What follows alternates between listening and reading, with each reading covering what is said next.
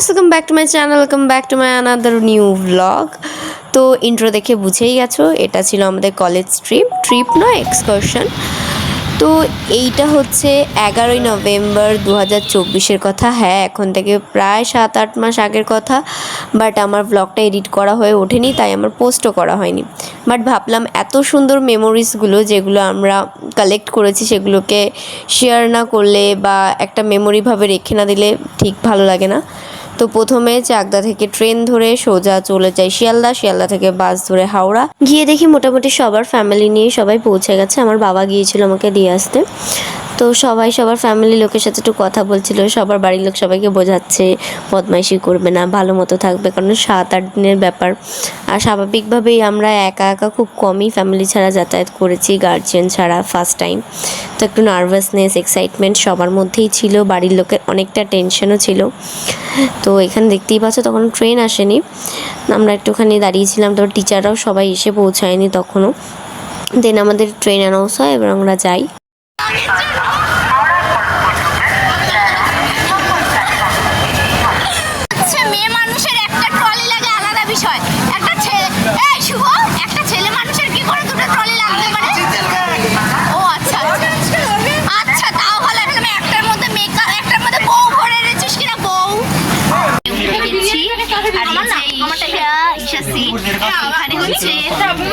এটা হচ্ছে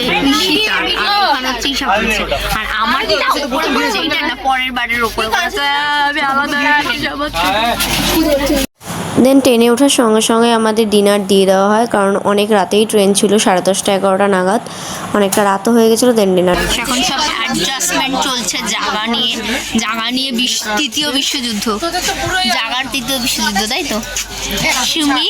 জাগা নিয়ে তৃতীয় বিশ্বযুদ্ধ, এই জাগা নিয়ে সব জায়গায় তৃতীয় বিশ্বযুদ্ধ হচ্ছে, জানিস? আর আমি একটা বাজে সিটে পড়েছি।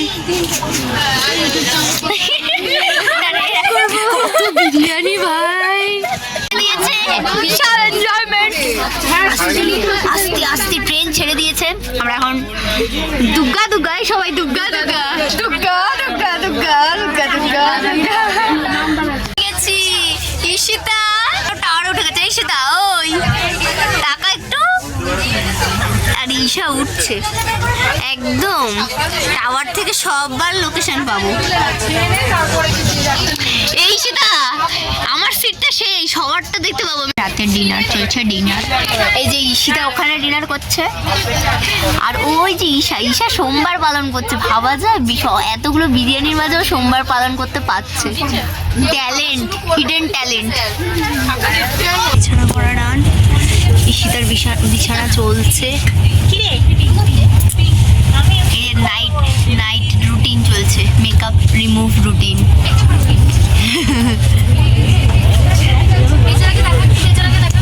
এই যে বেচারা একজন বেচারা শুয়ে পড়েছে, ঘুমিয়ে পড়লো মনে হয়, অর্ধেক স্বপ্ন দেখছি ঈশা। আর আমারও বিছানার ডান।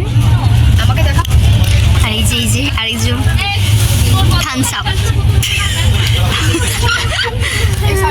একটা জিনিস দেখো, ঠিক আছে? এই যে সবাই, এই যে ঠিক আছে ব্যাপারটা, যে এই যে মালটা দিয়ে রেখেছে, ওই মালটা দিয়ে রেখেছে,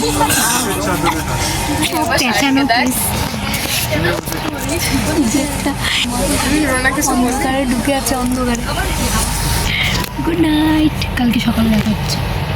12:30 বাজে, আমাদের ট্রেনে কারো ঘুম আসছে না, লোকদেরকে জ্বালাতে তো পারবো না, টয়লেট আসার নাম করে তাই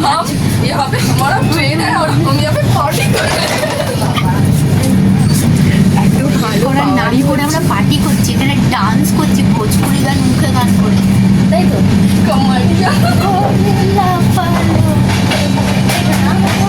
এই যে আমাদের ভোজপুরি সকাল হয়ে গেছে, এই যে পাহাড় চলে এসছে, অনেক বিশাল।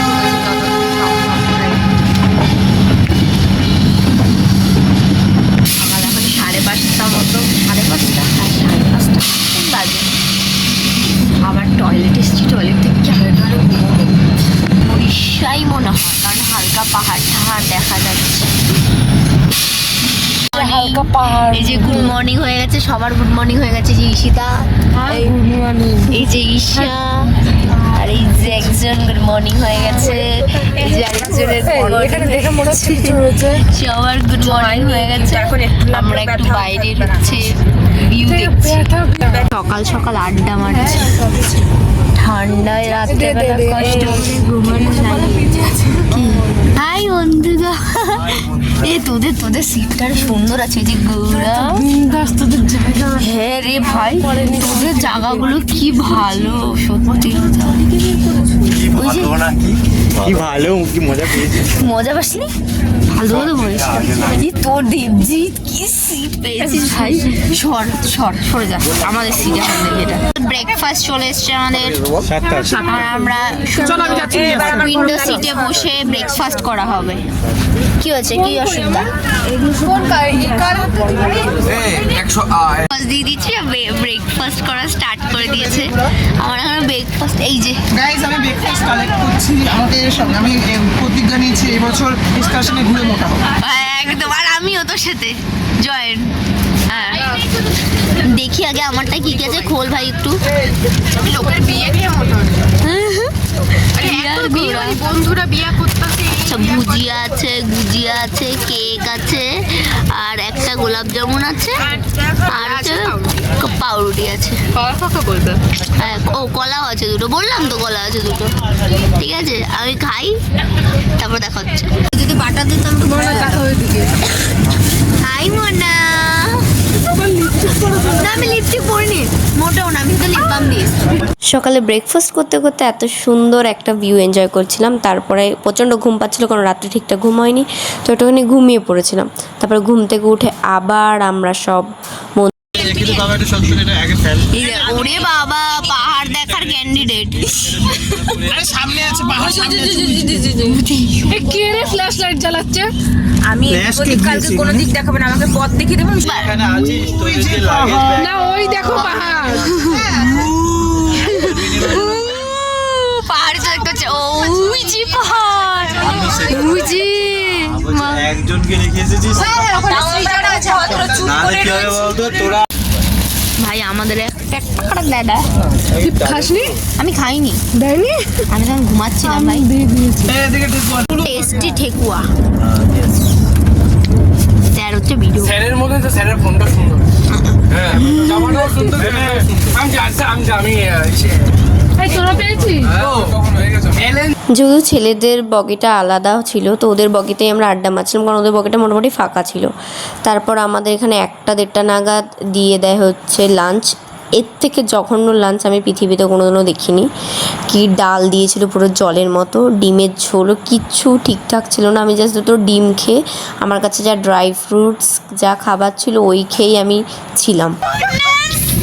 জাস্ট ভিউ, অনেকটা ঘুমিয়েছি, ঘুম থেকে ওঠার পরে এইরকম ভিউ, হট করে টানেলে ঢুকে পড়েছিলাম। লাঞ্চের পরে আমি আবার ঘুমিয়ে পড়ি, একটুখানি ছোট্ট ছোট ন্যাপ নিচ্ছিলাম। তো উঠে দেখি এত সুন্দর সুন্দর ভিউ এনজয় করছি, মানে বলার মতো না, মানে ফুল পয়সা ওসুল। ঠিক আছে, ক্যামেরাতে আমি ক্যাপচার করতে পারছি না, ঠিক আছে, আমার ফালতু ফোন, ফালতু ক্যামেরা, কিন্তু যখন টানেলের ভেতরে যাচ্ছে, মানে তার বাইরের যে মানে ভিউগুলো অসম। আমি মানে সব দেওয়ার চেষ্টা করব, কিন্তু সত্যি পয়সা ওসুল ভাই। সবাই ভিউ দেখছে, দেখো জাস্ট বাইরে দেখা জায়গায় এরা সব এক একজন করে জাস্ট বাইরের ভিউ দেখার জন্য বসে রয়েছে। এই যে একজন, ঠিক আছে, মানুষ পাগল ঘুমাচ্ছে এখানে। কে ঘুমাচ্ছে? গৌরব দেখ, জাস্ট ছোটোবেলা থেকে টুকটাক ঘুরেছি, কিন্তু এই রকম জনমানবহীন ট্রেন জার্নি লাইফে ফার্স্ট এক্সপিরিয়েন্স করেছি আর কি। মানে এই রুটে একটাই ট্রেন চলে, আর এতটাই কোনো স্টেশনে কোনো মানুষ নেই, জন নেই। আমি সকাল থেকে কোনো লোকজন সেরকম দেখতেই পাইনি স্টেশনে। যাই হোক, সন্ধ্যার পর থেকে তো বাইরে একটা লাইটও জ্বলতে দেখিনি, মনে হচ্ছে মহাকাশ দিয়ে চলছে ট্রেনটা। কোথা দিয়ে চলছে তাও বুঝতে পারছি না, আকাশ দিয়ে না মাটি দিয়ে। যাই হোক, সন্ধ্যাবেলা সবাই মিলে আড্ডা মারছিলাম এবং গল্প করতে করতে গান চালিয়ে হঠাৎ নাচা শুরু করে দিই। এটা একটা বড় ইনসিডেন্ট হয়েছিল। তো টিচাররা অন্য বগিতে ছিল, हुट করে टीटी এসে বলছে आप लोग ऐसे डांस कर रहे हो, हाँ और लोगों को प्रॉब्लम नहीं होता है क्या। তারপর আমরা চুপচাপ চলে আসি, টিচাররা একটুখানি বকা দিল, ব্যাস হয়ে গেল।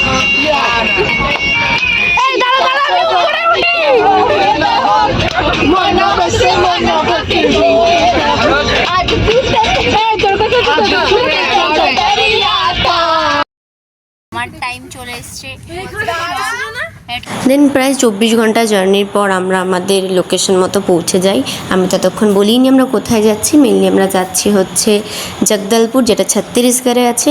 রাত তখন 10:30-11টা নাগাদ আমাদের নামার কথা ছিল। ফাইনালি নামার টাইম, বাপরে বাপ, সব লাইন লাগিয়েছে। ফাইনালি আমরা বেরাচ্ছি, আমি খুব আনন্দে আছি।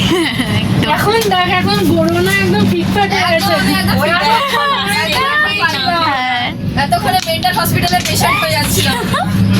সব লাইন লেগে গেছে নামার। 24 ঘন্টা আমার ফাইনালি ভাই নামা হলো। পুরো ভূতের মার্কা স্টেশন ছিল এতক্ষণ, একটা লোক